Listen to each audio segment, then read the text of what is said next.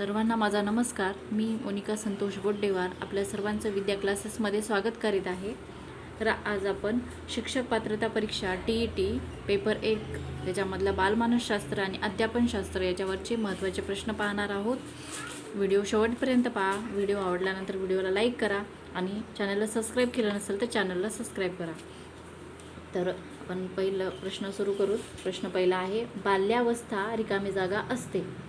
पर्याय आहे पर्याय क्रमांक 1 महिना ते 2 वर्ष, दुसरा 30 दिवसापर्यंत, 3 2 ते 6 वर्ष, 4 6 ते 12 वर्ष.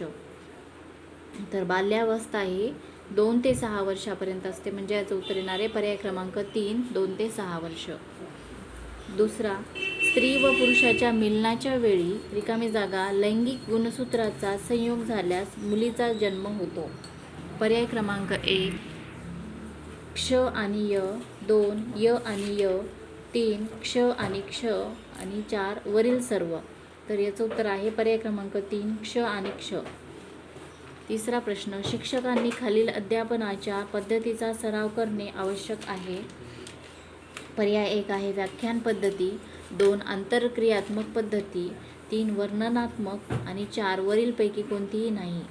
तर याच्यातलं उत्तर आहे पर्याय क्रमांक 2 आंतरक्रियात्मक पद्धती. या पद्धतीचा सराव करणे शिक्षकांनी आवश्यक आहे. चौथा प्रश्न, वर्गातील एक खोडकर बालक इतर विद्यार्थ्यांना त्रास देतो. अशा स्थितीत अध्यापकाने बालकाची समस्या किंवा अडचण जाणून घेण्यासाठी कोणत्या पद्धतीचा उपयोग करावा.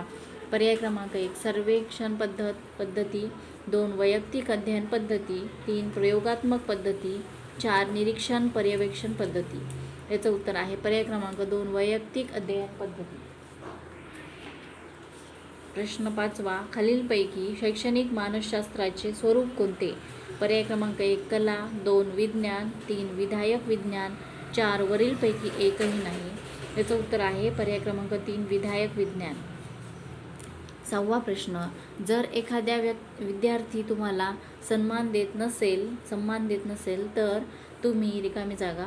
पर्याय क्रमांक 1 त्याकडे दुर्लक्ष कराल, नंबर 2 परीक्षेत कमी गुण देताल, नंबर 3 त्याच्या पालकाशी संवाद साधाल आणि 4 त्याला रागवाल. तर याचं उत्तर आहे पर्याय क्रमांक 1 त्याकडे दुर्लक्ष कराल. नंबर 7वा प्रश्न आहे, प्राथमिक शिक्षकांसाठी बालमनोविज्ञानाचे ज्ञान असणे आवश्यक आहे, कारण रिकामी जागा. पर्याय क्रमांक 1 मुलांना अनुशासित करण्यास मदत करते, 2 परीक्षेच्या निकालामध्ये प्रगती होते, 3 मुलांना अभिप्रेरित करण्याचा सोयीस्कर मार्ग आहे आणि 4 मुलांच्या व्यवहाराला समजण्यासाठी शिक्षकांना मदत करते. याचं उत्तर आहे पर्याय क्रमांक 4 मुलांच्या व्यवहाराला समजण्यासाठी शिक्षकांना मदत करते. 8वा प्रश्न, शिक्षणाचा उद्देश रिकामी जागा हा असावा. पर्याय क्रमांक 1 विद्यार्थ्यांना व्यावसायिकदृष्ट्या कुशल बनवणे, नंबर 2 विद्यार्थ्यांमध्ये सामाजिक जागृतीचा विकास करणे, 3 विद्यार्थ्यांना परीक्षेसाठी तयार करणे, 4 व्यावहारिक जीवनासाठी विद्यार्थ्यांना तयार करणे. याचं उत्तर आहे पर्याय क्रमांक 4. प्रश्न 9वा, 5व्या वर्गात न्यून दृष्टी असणाऱ्या बालकाला रिकामी जागा. नंबर 1 निम्न दर्जाचे कार्य केले तरी क्षमा करणे योग्य आहे, 2 त्याच्या दैनंदिन कार्यामध्ये त्याच्या आई वडील व मित्रांनी मदत केली पाहिजे. तिसरा पर्याय आहे वर्गात सामान्य वागणूक देण्यात यावी व ऑडिओ CDच्या माध्यमातून सहाय्य प्रदान करावे आणि 4 वर्गात विशिष्ट वागणूक द्यावी. याचं उत्तर येईल पर्याय क्रमांक 3. 10वा प्रश्न आहे, एका बालकाचे पालक तुम्हाला कधीही शाळेत भेटण्यास आले नाही, अशा स्थितीत तुम्ही काय कराल. तर पर्याय क्रमांक 1 बालकाकडे दुर्लक्ष कराल, नंबर 2 पालकास पत्र लिहाल, नंबर 3 तुम्ही स्वतः त्यांना भेटाल आणि 4 बालकाला शिक्षा द्याल.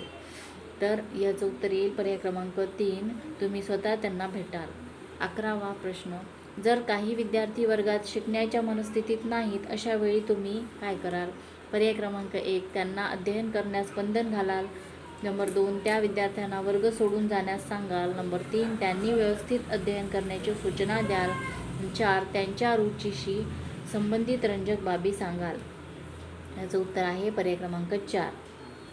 12वा प्रश्न, एक प्रक्रिया म्हणून अभिप्रेरणेच्या संदर्भात खालीलपैकी कोणते विधान योग्य नव्हे. पर्याय क्रमांक 1 ते व्यक्तीला त्याच्या ध्येयाकडे नेते. 2 ते व्यक्तीच्या शारीरिक आवश्यकतांचे समाधान करते. 3 ते व्यक्तीच्या मनोवैज्ञानिक आकांक्षांच्या प्राप्तीकरिता सहाय्य करते.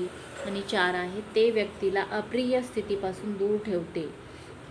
याचं उत्तर आहे पर्याय क्रमांक 4 ते व्यक्तीला अप्रिय स्थितीपासून दूर ठेवते. 13वा प्रश्न, खालीलपैकी कोणते मतिमंदतेचे वैशिष्ट्य नाही? पर्याय क्रमांक 1 बुद्ध्यांक 25 ते 70च्या मध्ये असणे. नंबर 2 मंद गतीने शिकणे, जीवनातील दैनंदिन प्रक्रिया न करू शकणे. 3 वातावरणाशी अनुकूल होण्यास अडचणी येणे. 4 आंतरवैयक्तिक संबंधामध्ये कमकुवतपणा असणे. तर याचं उत्तर आहे पर्याय क्रमांक 4 आंतरवैयक्तिक संबंधामध्ये कमकुवतपणा असणे. 14वा प्रश्न, प्राथमिक शाळेतील बालकांसाठी खालीलपैकी काय उत्तम मानले जाते? पर्याय क्रमांक 1 व्हिडिओ अनुरूपण. 2 प्रदर्शन. 3 स्वतः घेतलेला अनुभव. आणि 4 वरील सर्व. याचं उत्तर आहे पर्याय क्रमांक 3 स्वतः घेतलेला अनुभव. 15वा प्रश्न आहे, रिकामी जागा हे अध्ययनाच्या अयोग्यतेचे लक्षण आहे. पर्याय क्रमांक 1 पळून जाण्याची प्रवृत्ती असणे. 2 अशांत, ऊर्जावान व विध्वंसक असणे. 3 अवधान संबंधित विकार. 4 अभिप्रेरणेचा अभाव. याचं उत्तर आहे पर्याय क्रमांक 3 अवधान संबंधित विकार. 16वा प्रश्न, सुरक्षा तंत्र हे आपल्याला रिकामी जागा खूप मदत करते. पर्याय क्रमांक 1 हिंसक कृतीपासून वाचविण्यास. नंबर 2 तणाव दूर करण्यास. 3 थकवा दूर करण्यास. 4 अनोळखी व्यक्तीपासून वाचवण्यास. तर याचं उत्तर आहे पर्याय क्रमांक 2 तणाव दूर करण्यास. नंबर 17वा प्रश्न, नेहमी विद्यार्थ्यांना येणाऱ्या अडचणी रिकामी जागाचा संकेत आहेत. पर्याय क्रमांक 1 ते कसे शिकतात. 2 यांत्रिक अभ्यासाची आवश्यकता. 3 शिकण्याची अनुपस्थिती. 4 विद्यार्थ्याचा सामाजिक आर्थिक स्तर. याचं उत्तर आहे पर्याय क्रमांक 3 शिकण्याची अनुपस्थिती. 18वा प्रश्न, शिक्षणाचे ध्येय खालीलपैकी कोणते नसले पाहिजे? पर्याय क्रमांक 1 विद्यार्थ्याला माहिती मिळण्यास सहाय्य करणे. 2 केवळ माहिती संक्रमित करणे. 3 विद्यार्थ्यामध्ये माहिती मिळवण्याचे कौशल्य निर्माण करणे. 4 माहितीचे निर्वचन करण्याची कौशल्ये विकसित करणे. याचं उत्तर आहे पर्याय क्रमांक 2 केवळ माहिती संक्रमित करणे. 19वा प्रश्न, मूल्यमापन त्रिकोणात रिकामी जागा प्रमुख घटक आहेत. तर याचं उत्तर आहे पर्याय क्रमांक 1 3. 20 अभ्यासक्रम विकसन ही रिकामी जागा प्रक्रिया आहे. पर्याय क्रमांक 1 तात्पुरती. 2 अखंड. 3 अलौकिक. आणि 4 स्थिर. अभ्यासक्रम विकसन ही अखंड प्रक्रिया आहे. याचं उत्तर आहे पर्याय क्रमांक 2. 21वा प्रश्न, विद्यार्थ्यांच्या अंतिम वर्तनाचे स्पष्ट चित्र म्हणजेच रिकामी जागा होय. पर्याय क्रमांक 1 अध्ययन उद्दिष्टे. 2 अध्ययन कारण. 3 अध्ययन निष्पत्ती. 4 अध्ययन अनुभव. याचं उत्तर आहे पर्याय क्रमांक 3 अध्ययन निष्पत्ती. 22 उलटसुलट बाजू मांडणे, विधानाचे खंडन करणे, समर्थन करणे या बाबी रिकामी जागामध्ये येतात. पर्याय क्रमांक 1 पाठांतर. 2 स्मृती. 3 वादविवाद. आणि 4 विवरण. हा प्रश्न मागच्या आपण व्हिडिओमध्ये पाहायला आला होता, म्हणजे डबल झालेला आहे. म्हणजे परीक्षेमध्ये पण हा परत विचारला जाऊ शकतो. याचं उत्तर आहे पर्याय क्रमांक 3 वादविवाद. 23वा प्रश्न, आजकाल अध्यापक संघटनेच्या बाबतीत खालील दोष आढळून येतात. पर्याय क्रमांक 1 संघटनांना आलेले राजकीय स्वरूप. 2 बौद्धिक व व्यावसायिक सुधारणांचा अभाव. 3 शैक्षणिक बाबीपेक्षा इतर बाबीत रस घेणे. आणि 4 वरील सर्व. तर याचं उत्तर आहे पर्याय क्रमांक 4 वरील सर्व. हे सर्वात बाबी दोष आढळून येतात. 24वा प्रश्न, रिकामी जागा ह्या द्विध्रुवात्मक शिक्षण पद्धतीतील पायऱ्या आहेत. पर्याय क्रमांक 1 प्राथमिक शिक्षण. 2 माध्यमिक शिक्षण. 3 उच्च माध्यमिक शिक्षण. आणि 4 वरील सर्व. तर याचं उत्तर आहे पर्याय क्रमांक 4 वरील सर्व. पहिला, दुसरा, तिसरा सर्वच. 25वा प्रश्न, अपंग विद्यार्थ्यांच्या जटिल समस्यांसाठी शिक्षकाने रिकामी जागा. पर्याय क्रमांक 1 त्यांच्या पालकास समस्या सोडवण्याबाबत सांगावे. 2 याबाबत प्राचार्यांचा सल्ला घ्यावा. 3 डॉक्टरांची मदत घ्यावी. 4 सहकारी शिक्षकाची मदत घ्यावी. तर याचं उत्तर आहे पर्याय क्रमांक 3 डॉक्टरांची मदत घ्यावी. 26वा प्रश्न आहे, अध्ययन व अध्यापनावर यांचा परिणाम होतो. पर्याय क्रमांक 1 शारीरिक घटक, 2 सामाजिक घटक, 3 परिसरीय घटक आणि 4 वरील सर्व. अध्ययन अध्यापनावर या सर्वच घटकांचा परिणाम होतो, शारीरिक, सामाजिक आणि परिसरीय घटक. त्याचं उत्तर आहे पर्याय क्रमांक 4. 27वा प्रश्न आहे, अध्यापन हा रिकामी जागा आहे. पर्याय क्रमांक 1 व्यवसाय, 2 उद्योग, 3 धंदा आणि 4 वरील सर्व. अध्यापन हा व्यवसाय आहे. पर्याय क्रमांक 1 उत्तर आहे. 28 राघव व रमेश यापैकी राघव हा सांगितलेली गोष्ट ताबडतोब आत्मसात करतो व रमेश आत्मसात करत नाही. या दोघांमध्ये रिकामी जागा भेद दिसतो. पर्याय क्रमांक 1 बौद्धिक, 2 आत्मिक, 3 शारीरिक आणि 4 तिन्हीपैकी कोणताही भेद असू शकतो.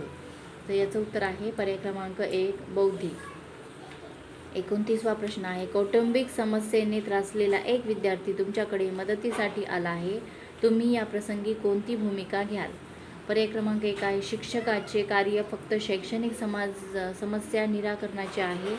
नंबर 2 कौटुंबिक समस्येचा दुष्परिणाम विद्यार्थ्यांच्या शिक्षणावर होत असेल तरच त्याला मदत कराल. 3 त्या विद्यार्थ्यांना शक्य तेवढी मदत करण्याचा प्रयत्न कराल. 4 त्याला मुख्याध्यापकाकडे जाण्यास सांगाल. तर याचं उत्तर आहे पर्याय क्रमांक 3 त्या विद्यार्थ्याला शक्य तेवढी मदत करण्याचा प्रयत्न कराल. 30 विद्यार्थ्याने परीक्षेत उत्तम यश मिळवावे म्हणून रिकामी जागा. पर्याय क्रमांक 1 त्याला पारितोषिक देण्याचे आमिष दाखवावे. 2 वर्गातील हुशार विद्यार्थ्यांची उदाहरणे द्यावी. 3 त्याच्या योग्यतेविषयी कौतुक करून प्रोत्साहन द्यावे. 4 यशस्वी विद्यार्थ्यासोबत त्याची तुलना करावी. तर याचं उत्तर आहे पर्याय क्रमांक 3 त्याच्या योग्यतेविषयी कौतुक करून प्रोत्साहन द्यावे. अशा प्रकारे हा आपण बालमानसशास्त्र व अध्यापनशास्त्राचे सर्व महत्त्वाचे प्रश्न पाहिलेले आहेत. व्हिडिओ आवडला असेल तर व्हिडिओला लाईक करा, चॅनलला सबस्क्राईब करा. व्हिडिओ बघितल्याबद्दल धन्यवाद.